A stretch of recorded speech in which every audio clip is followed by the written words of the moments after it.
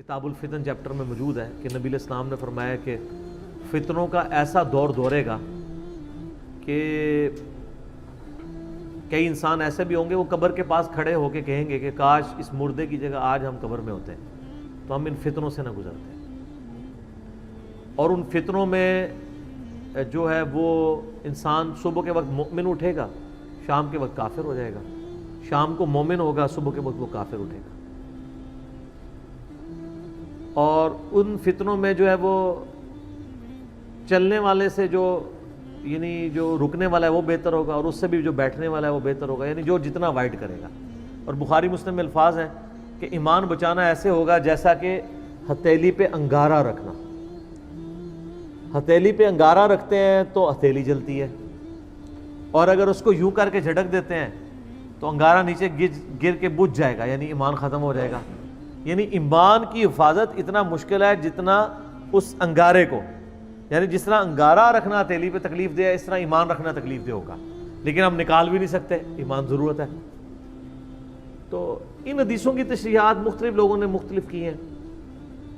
بعض لوگ کہتے ہیں نہیں، صحیح مسلم میں حدیث ہے 246 کہ بندے کے کفر اور شرک اور اسلام کے درمیان فرق نماز ہے. تو وہ تو اس پہ فٹ نہیں ہوتی، اس لیے کہ جو نماز نہیں پڑھ رہا وہ صبح بھی نہیں پڑھ رہا تھا، شام کو بھی نہیں پڑھ رہا. ایسا تو نہیں ہے کہ شام کو بے نمازی سوتا ہے اور صبح اٹھ کے بے نمازی ہو جاتا ہے.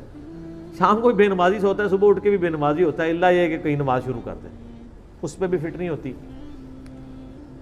یہ قرب قیامت کے بارے میں ضرور فٹ ہوتی ہے کہ جب ایمان کی حفاظت مشکل ہو جائے گی. دجال آ جائے گا، اس کے ماتھے پہ کافر لکھا ہوگا، لیکن کافر کٹھا نہیں، کاف الف فا را لکھا ہوگا. لوگ اس کی بھی تعویل ہی کر لیں گے، تو مومن ہی ہوں گے جو اس پہ بھی ایمان لے آئیں گے اور کفر اختیار کر لیں گے. اور کئی مومن ہیں جن کو اللہ تعالیٰ ان کے فتنے سے بچا لے گا. صحیح مسلم میں حدیث ہے کہ جو شخص سورہ الکہف کی پہلی 10 آیات یاد کر لے وہ دجال کے فتنے سے بچ جائے گا. یہ روزانہ ایک دفعہ پڑھ لیا کرے تو یاد ہو جائے گی. الحمدللہ الذی انزل علی عبدہ الکتاب سے لے کے ربنا آتنا من لدنک رحمۃ وہیئ لنا من امرنا رشدا. وہ فتنہ بہت بڑا فتنہ ہوگا. صحیح بخاری مسلم میں حدیث ہے کہ حضرت آدم سے لے کے قیامت تک دجال سے بڑا کوئی فتنہ نہیں آیا، اور کوئی نبی ایسا نہیں جو اپنی امت کو دجال کے فتنے سے آگاہ نہ کر کے گیا ہو. میں نے دجال کے اوپر پورا لیکچر دیا ہے، مسئلہ 133. ساری دجال سے ریلیٹڈ احادیث آلموسٹ سوائے چاند ایک کے بخاری مسلم سے میں نے کور کی ہے. تو اس زمانے کے لیے کہ وہ ظاہر ہے دجال پہ لوگ ایمان لے آئیں گے، اللہ تعالیٰ اس کو ایسی یعنی صلاحیت دے گا، لیکن ظاہر ہے وہ آزمائش کے لیے ہوگی. زمین سے سبزہ اگائے گا، آسمان سے بارش برسائے گا.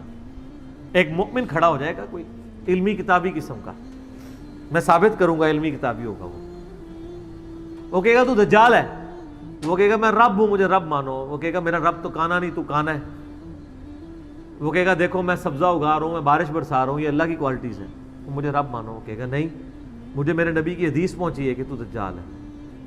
تو یہ کون ہوگا؟ کارنامے اور کرتب دیکھ کے موندے ہو جانے والے اور علمی کتابی. حدیث تو علمی کتابی بات ہے نا، وہ دیکھ کے بھی نہیں مانے گا. وہ کہے گا کہ اچھا نبی صاحب فرماتے ہیں اس کے ساتھ آگ بھی ہوگی اور جنت بھی ہوگی. وہ آگ دراصل جنت ہوگی، اور جو جنت ہے وہ اصل میں دوزخ ہوگی. اپنے ماننے والوں کو وہ جنت میں پھینک رہا ہوگا، اصل میں وہ دوزخ میں جا رہے ہوں گے، اور دوسروں کو وہ آگ میں پھینک رہا ہوگا، وہ جنت میں جا رہے ہوں گے. دنیا سے تو خیر چلے جائیں گے. تو نبی صلی اللہ علیہ وآلہ وسلم فرماتے ہیں، بخاری مسلم کے الفاظ ہیں، ایک مؤمن کھڑا ہوگا اور کوئی کہے گا تو دجال ہے. وہ کہے گا میں اتنے کرتب کر ہوں مجھے مانو، کہے گا میں نہیں مانتا، مجھے نبی کی حدیث پہنچی ہے.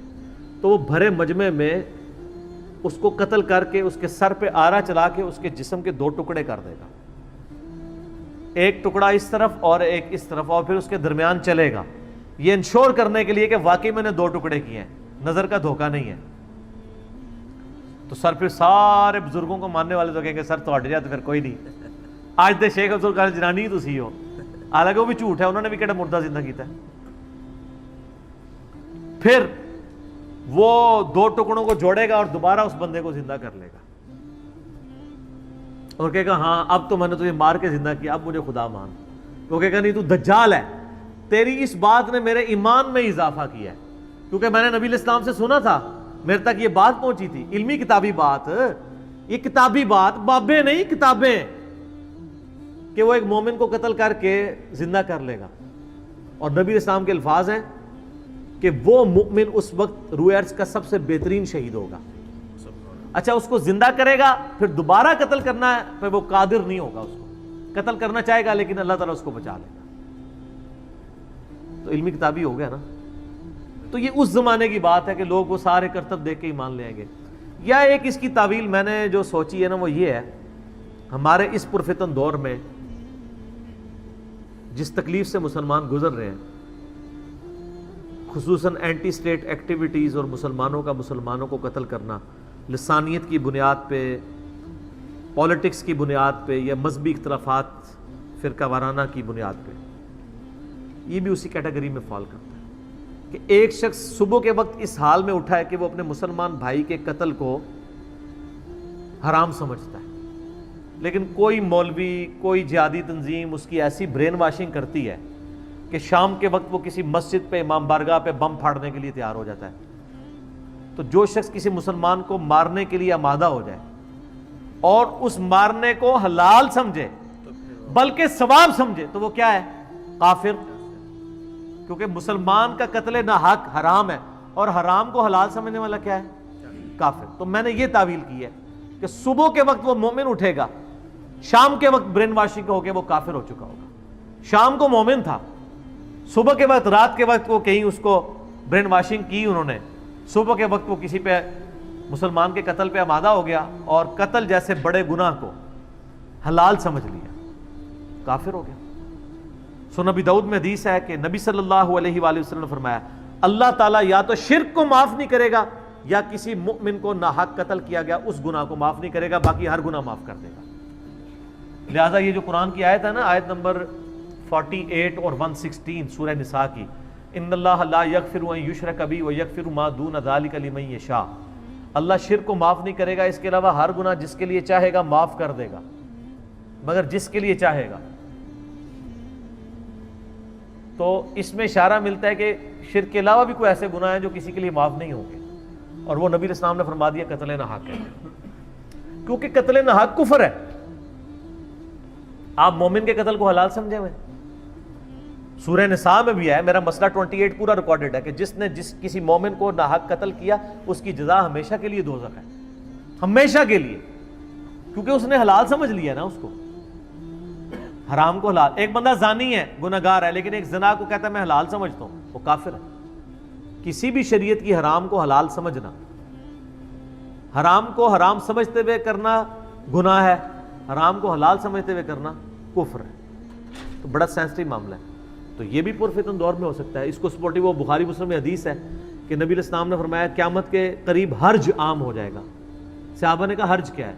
تو فرمایا کہ قتل, خون ریزی. قاتل کو نہیں پتا ہوگا کہ وہ کیوں مار رہا ہے, اور مقتول کو نہیں پتا ہوگا کہ مجھے کیوں قتل کیا جا رہا ہے. سر جو لوگ مسجد میں نماز پڑھنے گئے ہیں, یا امام بارگاہ میں گئے ہیں, یا کسی جلسے جلوس میں گئے ہیں, ان بیچاروں کو تو پتہ ہی نہیں تھا کہ ہمیں کیوں مارا جا رہا ہے. اور جو مارنے والا ہے اس کو بھی نہیں پتا میں کیوں مار رہا ہوں, اس کی بھی برین واشنگ ہوئی بھی ہے. تو یہ بہت خطرناک معاملہ ہے. تو میرے خیال میں کہ یہ حدیث جو قرب قیامت میں صبح مومن اور شام کو کافر, وہ اس طرح کی ایونٹس کے اوپر فٹ بیٹھتی ہے. لہٰذا کوئی اگر اس چنگل میں پھنسا ہوا ہے تو وہ اپنی اصلاح کے لیے کوشش کرے. 2008-9 کی بات ہے, میں ایک مسجد میں تھا تو وہاں مجھے ایک بندہ ملا, وہ مجھے بتانے لگا, وہ کہتا ہے میں نے تو باقاعدہ خودکش یعنی جیکٹ بھی پہن لی تھی, پورا ارادہ کر لیا تھا. یہ ان دنوں کی بات کر رہا ہوں جب یہ بہت چیزیں عام تھیں, یعنی یہ ضرب عضب سے بہت پہلے کی بات کر رہا ہوں. تو پھر کہہ رہا ہے کہ مجھے اللہ نے ہدایت دی ہے اور چیزیں مجھے سمجھ آئی ہیں, لیکن اس وقت تو کہتا ہے میری مت ماری گئی تھی, تو مجھے کہیں پہ بھی پھینکتے تو میں نے کام کر لینا تھا. تو یہ جناب برین واشنگ بڑی بری چیز ہے. اللہ تعالیٰ مسلمانوں کو مسلمانوں کے شر سے پہلے نمبر پہ بچائے اور کافروں کے شر سے دوسرے نمبر پہ بچائے. کیونکہ مسلمان تو آپ کو ثواب سمجھ کے قتل کریں گے, کافر تو دشمنی میں کریں گے, ان کا تو چانس ہے کبھی آپ کو معاف کر دیں, لیکن جو ثواب سمجھ کے آپ کو قتل کر رہا ہے نا, وہ تو انشاءاللہ جب تک وہ اپنی جنت پکی کروا کے آپ کو جنت میں بھیج کے اپنی جنت پکی نہیں کرواتا نا، اس وقت تک اس کو سکون نہیں آنا. ٹھیک ہو گیا.